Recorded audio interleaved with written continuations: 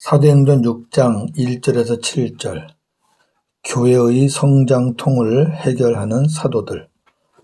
그때의 제자가 더 많아졌는데 헬라파 유대인들이 자기의 과부들이 매일의 구제에 빠짐으로 히브리파 사람을 원망하니 12사도가 모든 제자를 불러 이르되 우리가 하나님의 말씀을 제쳐놓고 접대를 일삼는 것이 마땅하지 아니하니 형제들아 너희 가운데서 성령과 지혜가 충만하여 칭찬받는 사람 7을 택하라. 우리가 이 일을 그들에게 맡기고 우리는 오로지 기도하는 일과 말씀 사역에 힘쓰리라 하니 온 무리가 이 말을 기뻐하여 믿음과 성령이 충만한 사람 스데반과 또 빌립과 브로고로와 니가노루와 디몬과 바메나와 유대교에 입교했던 안디옥 사람 니골라를 택하여 사도들 앞에 세우니 사도들이 기도하고 그들에게 안수하니라. 하나님의 말씀이 점점 왕성하여 예루살렘에 있는 제자의 수가 더 심히 많아지고 허다한 제사장의 무리도 이 도에 복종하니라. 아멘. 오늘 말씀의 주제 교회의 성장통, 그리고 교회의 성장통을 해결하는 사도들, 그리고 교회의 성장통이 해결되었을 때 주시는 은혜들, 이렇게 살펴보겠습니다. 1절이 교회의 성장통입니다. 교회는 생명의 공동체이기 때문에 반드시 자라가야 합니다. 교회 성장은 내적, 질적 성장이라고도 하죠. 내적 성장과 외적, 양적 성장이 함께 해야 합니다. 내적 성장을 무시한 외적 성장은 자칫 숫자 놀이에 도취될 수 있고, 외적 성장을 무시한 내적 성장은 자칫 게으름과 자기 만족에 빠질 수 있습니다. 교회가 성장할 때 오는 고통과 문제를 성장통이라고 하는데, 이 성장통을 어떻게 지혜롭게 해결하는가가 바른 성장에 있어서 매우 중요합니다.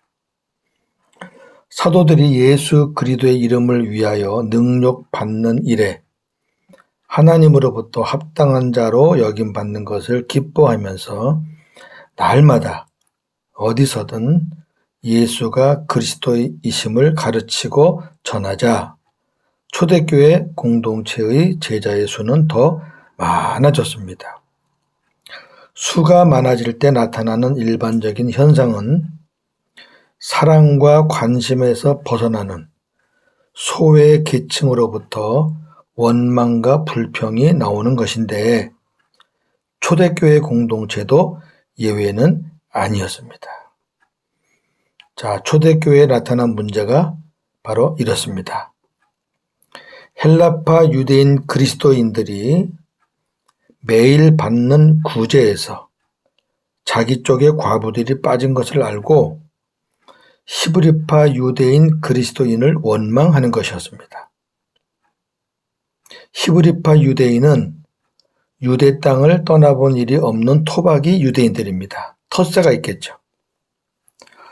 헬라파 유대인은 유대 땅을 떠나 헬라 문화권에 살고 있는 디아스포라 유대인들입니다. 디아스포라 아시죠? 흩어진. 절기를 지키기 위해 오순절 때 예루살렘에 왔다가 베드로의 설교를 듣고 머물게 된 것입니다. 이런 배경으로 볼 때 텃세를 가진 그곳에 사니까 히브리파 유대인들이 구제의 주도권을 가지고 히브리파 과부들에게 먼저 구제를 하다 보니 헬라파 과부들이 누락되는 문제가 발생하게 된 것입니다. 충분히 우리가 있을 수 있다고 생각합니다. 사람이 지금 얼마나 많은데요. 유대인들은 구제를 매우 아름다운 선행으로 여겼습니다. 참고로 말씀을 드릴게요. 유대인의 구제에는 쿱바라는 것과 탐후이라는 게 있습니다.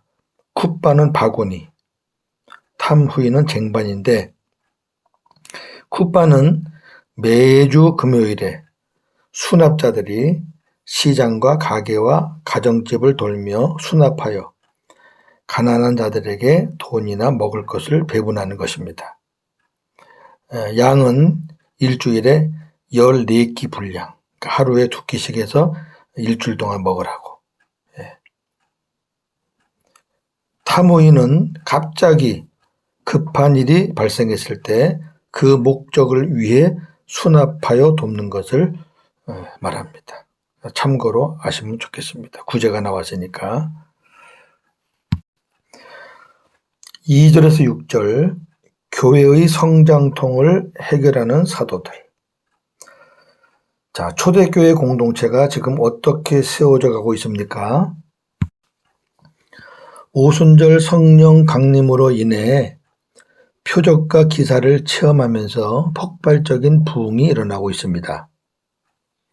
아나니아와 삽비라 부부 사건과 사도들의 생명을 건 복음 전도로 인해 교회 공동체 수가 엄청나게 많아졌고, 공동체는 사도들의 가르침을 받으며 기도와 헌신으로 함께 하였습니다.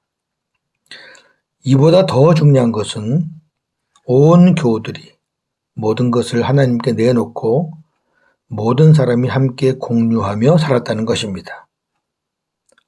이러한 교회가 구제받는 일에 있어서 누가 더 많이 받고 누가 먼저 받고 누가 누락되었다는 이유로 원망하고 다툰다는 것이 이해가 안 되기도 합니다. 그렇죠. 구제 문제가 폭발적인 교회 성장에 비해 사소한 일이라 할 수 있겠지만 대부분 큰 일에 발목을 잡는 것은 사소하고 작은 일들입니다. 사람이 넘어지는 것도 큰 돌이 아니라 작은 돌 때문이고, 큰 뚝이나 제방이 무너지는 것도 작은 틈새의 구멍 때문입니다. 소수의 원망과 시비를 무심코 넘겼다가 큰 문제로 확장되는 일들이 비일비재합니다. 조심해야 합니다. 자, 문제는 이제 발생됐고요. 초대교회가 이 문제를 어떻게 풀어나가는지를 보겠습니다. 12사도가 모든 제자들을 불러 모아놓고 문제의 원인을 정확히 이야기합니다. 형제들아, 우리가 하나님의 말씀을 제쳐놓고 접대를 일삼는 것이 마땅하지 않다. 자, 참 멋있어요, 사도들. 문제의 원인이 자기들에게 있다는 거죠. 하나님의 말씀의 부재가 그 원인이었다는 걸 인정하는 겁니다. 목회자들이 자기들의 그 실수나 약한 부분을 인정하는 사람들 그리 많지 않아요. 다른 쪽으로 어거지 쓰죠. 그게 권위 세우는 것도 아닌데도 불구하고 그래요. 지금 이 사도들은 지금 막강한 권세가 있습니다. 그런데도 아하, 우리가 너무 사람이 많아지다 보니까 그 사람들 일일이 만나는 것 때문에 하나님의 말씀을 연구하고 묵상하는 경건 생활이 약해졌구나. 그걸 알았던 거죠. 그리고 이어서 해결 방안을 제시합니다. 형제들아, 너희 중에서 성령과 지혜가 충만하여 칭찬받는 사람 7을 택하라. 우리가 그 일을, 우리가 했던 그 접대하는 그런 사람 만나는 일들, 그런 거를 그들에게 맡기고 우리는 오로지 기도하는 일과 말씀 사역에 힘쓰겠다. 해결 방안도 딱 내놔요. 그 정확한 진단이 필요한 거죠. 그러자 온 무리가 한 사람도 반대를 안 해요. 이 말을 기뻐하여 믿음과 성령이 충만한 사람 7을 택했는데 스데반, 빌립, 브로고로, 니가노르, 디몬, 바메나, 그리고 니골라 7사람입니다. 7을 택해서 사도들 앞에 세웠더니 사도들이 기도하고 그들에게 안수하였습니다. 성경에는 이들의 직분이 나와 있지 않아요. 거기 집사란 말이 없어요. 그런데 일반적으로, 대체적으로 이 본문을 안수 집사의 기원으로 봅니다. 안수의 한 일꾼이잖아요. 예. 초대교회가 세운 7명의 기준은 3가지입니다. 첫째, 믿음과 성령이 충만한 사람. 이거는 영성입니다. 두 번째, 지혜가 충만한 사람. 이건 지성입니다. 세 번째, 사람들에게 칭찬받는 사람. 이거는 인성입니다. 영성과 지성과 인성을 갖춘 사람. 참 중요한 거죠. 사도들은 선택의 성경적 기준만 제시하고 선택은 전체 공동체가 기쁨으로 하였습니다. 특이한 것은 7명 모두가 시브리파 유대인이 아니라는 사실입니다. 그 이름이 시브리 본토 사람 이름이 아닙니다. 참 하나님의 놀라운 섭리가 아닐 수 없습니다. 만약에 이 7명 안에 문제의 원인이 되었던 시브리파 유대인들이 많이 들어있다면 해결책이 안 됐을 거예요. 근데 하나님이 사도가 그렇게 하라는 것도 아니고 자기들끼리 그렇게 한 것도 아닐 텐데 하나님이 그렇게 문제의 원인을 싹 제거해 주시고 물론 시브리파 유대인보다 헬라파 유대인이 훨씬 많죠. 지금 많이 들어왔으니까 아주 공평하게 그렇게 하나님이 7명을 세워주시니까 아주 멋지게 해결된 거죠. 하나님의 섭리였습니다. 할렐루야. 7절은 교회의 성장통이 해결되었을 때 오는 은혜들입니다. 사도들이 7명의 일꾼을 세우고 자기들은 오직 말씀과 기도 사역에 전념한 결과 하나님의 말씀이 점점 왕성하여 예루살렘에 있는 제자의 수가 심히 많아졌습니다. 그럼 지금 이 초대교회 숫자가요 계속 늘어나고 있어요. 예. 그리고 놀라운 것은 허다한 제사장의 무리가 복음 앞에 무릎을 꿇었다는 거예요. 이건 놀라운 겁니다. 정통 율법자들이에요. 예수를 거부했던 앞장섰던 사람이에요. 예. 그런 사람들이 돌아왔다는 것은 전적인 하나님의 역사였습니다.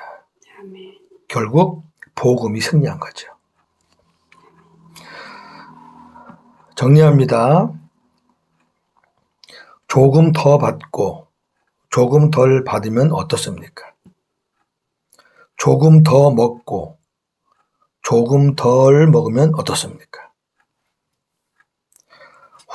환난과 박해를 이겨낸 교회가 먹는 문제로 원망과 시비가 일어난다는 것은 어찌 보면 어처구니 없는 일이기도 하지만 우리가 분명히 알아야 할 것은 이것이 사람들이 모이는 지상교회의 모습이라는 겁니다. 아멘. 성령 충만한 사도들의 가르침을 받은 공동체도 이러한데 하물며 오늘날의 교회들은 더 말할 것도 없을 것입니다. 사소한 문제라고 무시하기보다는 지혜로운 해결이 필요합니다. 교회는 주님의 몸입니다. 그러기에 목회자와 교우들이 하나가 되어 주님을 섬기는 공동체가 교회입니다. 목회자가 본연의 임무인 말씀과 기도 사역에 전념하기 위해서는 협력자, 일꾼들이 필요합니다. 단, 우리가 일꾼을 세울 때 주의할 것이 있습니다. 인위적이나 사심으로 비성경적인 방법으로 세워서는 안 된다는 것입니다. 이는 일꾼을 잘못 세웠을 때 공동체에 오는 피해가 이루 말할 수 없기 때문입니다. 자, 저나 여러분, 이런 경험 없나요? 인위적으로 세운 거죠. 사심으로 세운 거죠. 목사가 마음에 드니까. 저 사람 돈 많은 사람이니까. 저 사람 목사 말 잘 들을 사람이니까. 이런 식으로 세우진 않았나요? 반드시 문제가 생기죠. 오늘 말씀에 일꾼을 세우는 기준이 명확히 나와 있습니다. 첫째는 영성입니다. 믿음과 성령이 충만한 사람. 그 말씀과 기도로 경건한 생활을 하는 사람입니다. 두 번째, 지혜가 충만한 사람. 지성입니다. 어떤 일을 할 때, 일을 처리할 때 이 지혜가 참 중요합니다. 예. 세 번째, 인성입니다. 사람들에게 칭찬받아야 됩니다. 사람들이 좋아하는 사람들이 있습니다. 인정하는 사람이 있습니다. 사도들은 선택의 성경적 기준만 제시했습니다. 일꾼은 전체 공동체가 기쁨으로 선택했습니다. 사도들이 선택하는데 조금도 관여하지 않았습니다. 이 기준 안에서만 해라 그랬어요. 목회자들은 교회에서는 그렇게만 해줘야 됩니다.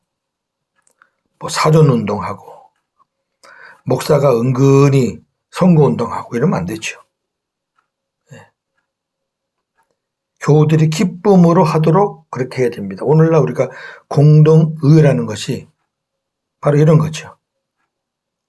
근데 참 저도 목회를 오래 했지만 이 일꾼 뽑는 것 때문에 교회가 시험이 많이 듭니다.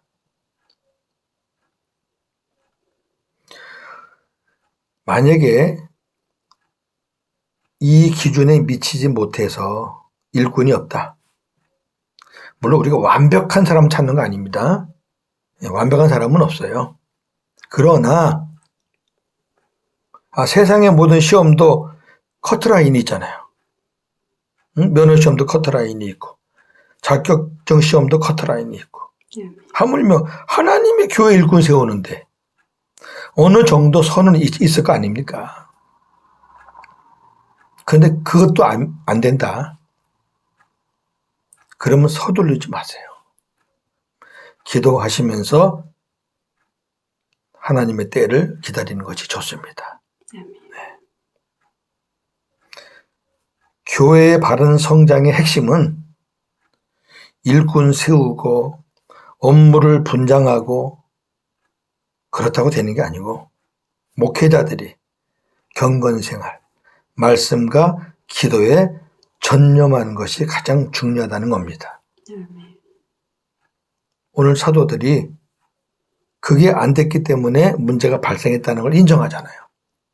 그러니까 교회에서 문제가 발생하면 교인들을 탓할 게 아니라 내가 말씀과 기도, 경건 생활에 전념하지 못했구나. 내가 영성이 부족했구나 이렇게 느껴야 되죠. 그래야 문제가 해결되죠.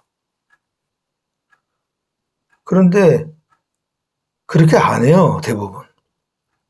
원인을 자기에 찾는 게 아니라 목회자들이 자꾸 다른 데서 찾으려고 하니까 교인들이 떠나죠. 오늘 이 사도같이 이렇게만 하면 얼마나 교인들이 존경하겠어요. 오늘도 복음으로 승리하는 하루가 되기를 주님의 이름으로 축원합니다. 아멘. 하나님 감사합니다. 참으로 아름다운 교회인데 폭발적인 부흥과 성장이 있는 교회인데 구제하는 문제로 원망과 시비가 일어났습니다. 아무리 좋은 교회라도 사람들이 모이는 지상교회의 모습이라고 생각합니다. 그때만 그렇겠습니까?